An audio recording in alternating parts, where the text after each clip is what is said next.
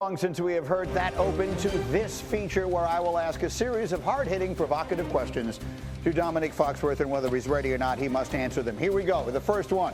Are the 49ers going to regret paying Brock Purdy all that money? Yes or no?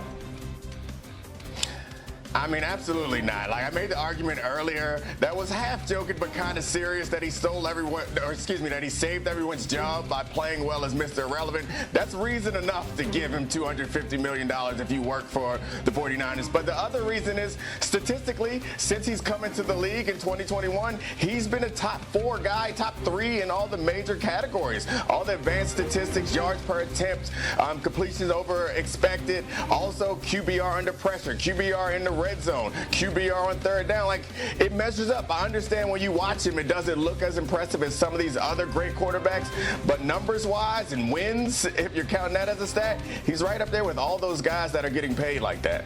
Okay, so heat to get to here. Let's play Fact or Fiction. Dominique Foxworth, if I said the 49ers are going to regret giving Brock Purdy all that money, would that be fact or fiction? I don't care whether it's fact or fiction. None of that matters. Let's be clear about what Brock Purdy did there. He saved everyone's damn job. Pay him all the money he wants. Mr. Irrelevant showed up. And let's not forget, they compiled a bunch of capital to go get Trey Lance, and it didn't work out. And that, when you make picks like that and they don't work out, everyone gets fired. Unless Mr. Irrelevant shows up and is still statistically one of the best quarterbacks in the league over the time that he's gotten there. I don't care if you want to give the credit to Shanahan's scheming or the talent around him. The fact of the matter is, he's earned this money. So I don't give a damn whether it's going to be harder to build a roster going forward or not. That man saved everybody's job. He deserves more than they pay him. Keep paying him more and more money and figure it out on the back end. Draft well, do something, play good defense. I don't care what you do, but you don't take any money from Brock Purdy. I agree with that. If you really think about it, and they made a movie about Kurt Warner's life, right? Mm-hmm. Like, what could be more improbable than this? Here's a script. Here's a script I got for you. Okay, let's try and sell this in Hollywood. Team's going to trade a whole lot of stuff to move up and get the 3rd pick in the draft. Sure. That guy's literally never going to play for them, but the very last guy in the draft is going to wind up being unbelievable and save the day. It's actually almost too ridiculous to be true. It's pretty ridiculous. I mean, to Nick's point, they got lucky. The Trey Lance pick should be the thing that sinks your franchise, and the fact that it didn't is a testament to Brock Purdy and what he's done with his opportunity. Team-friendly deal in a lot of ways, too. I mean, the top 10 paying quarterback, but you're not paying him the most and doesn't break the bank. And to Purdy, I give him respect. Never spoke publicly, never fired his agent and hired one of the bigger guys.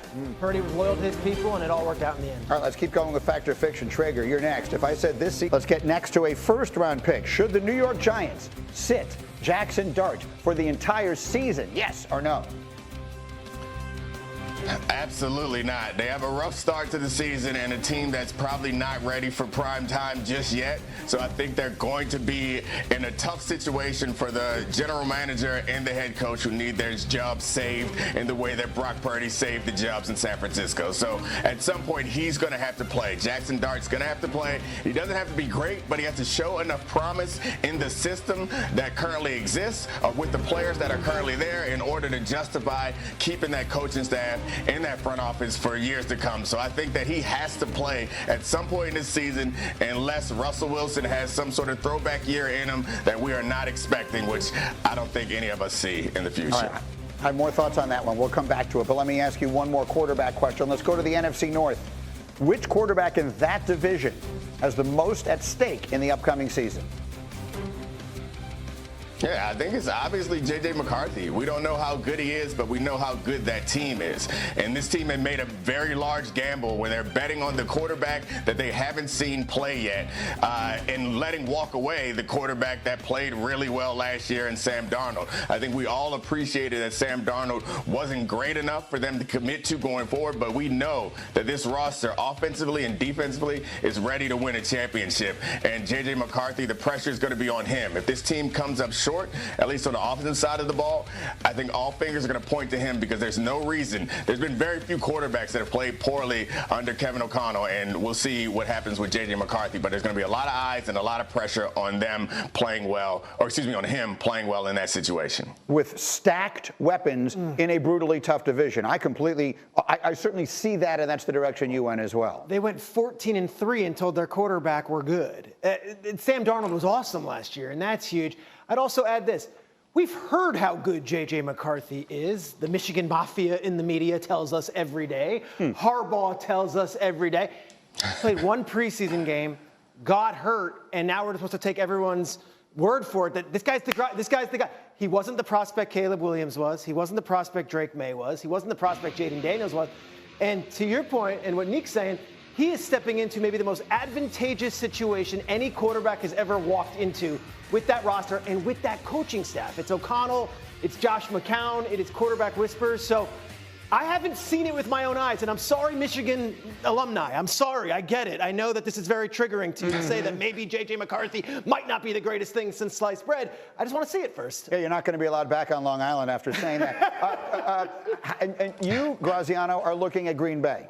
Yeah, at the risk of upsetting all the Utah State alumni and that football media. No, look, I think Jordan Love is entering a point in his career where he needs to deliver. He's been paid. He's been to the playoffs. He's had some level of playoff success. Finishing third in your division, even a division as tough as he plays in, is not going to continue to be acceptable to the fans of the Green Bay Packers. So I do think we need to see a reduction in some of the, poor turnover decision-making and a little bit of an elevation of his game as we move forward here. The Packers are not about making it as a wild card and losing in the first or second round. It's interesting because none of us took Caleb Williams, which might have felt like the obvious choice. But I think that we're sort of overlooking Detroit and Jared Goff. Did their window come and go already?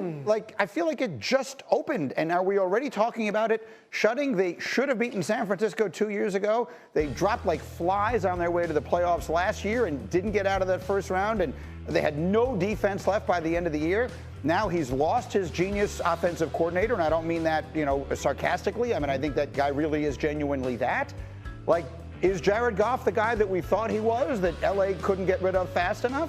Or is he really a top-level NFL quarterback? We're going to find out. I think it's an important year for the Lions and Jared Goff because of all that turnover. You could make the case that it builds in an excuse, right? There's so much turnover on the coaching staff, need time to adjust. But I just don't think that's going to fly. What's going on in Detroit the last couple of years has people fired up and expecting the biggest of big things. It's not just the head coach. It's not just the offensive coordinator. Their quarterbacks coach is now the offensive coordinator of the Jets. Their offensive line coach is there. It's a lot of change. And then again, it's on Jared Goff. Hey, are you going to be the one to lead these guys? Nick, are they still the team to beat in that division? Are the Lions still the team to beat in the NFC North?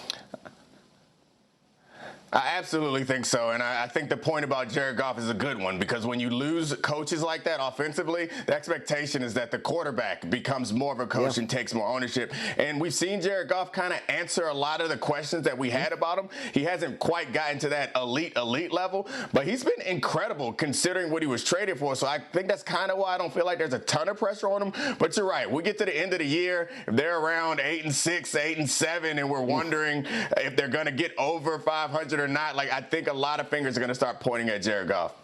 I would love to continue having this conversation, but right now, I think it's fiction. I think last year they blew the whole thing up, and now it's year one of the Ben Johnson era, and there's going to be a long runway with this. Ben Johnson is making huge money for an NFL head coach, the most we've ever seen from a first-year NFL head coach. They have a long-term plan here. They've got the two rookies, obviously, in Burden and Loveland that they're excited about. But I wouldn't say that this is the year. You have to win this year. That's a really good division. I think they want to be competitive this year. And then next year is when we're doing all the they must win stuff. Fair enough. Let me go to the last one because, Graziano, you have, as long as I've known you, been repeating this statistic over and over again that no one repeats in the NFC East. Is this year that falls apart? Do the Eagles repeat as NFC East champs? Fact or fiction? Fiction. It's 21 years since anybody did it. Weird stuff always happens. The Eagle fans are going to get mad at me, just like they did 2 years ago when I sat here and said the same thing. And with 2 weeks left in the season, it looked like they were going to win it. And then out of nowhere, Kyler Murray has the game of the year and knocks them out, and Dallas comes up and beats them at the end.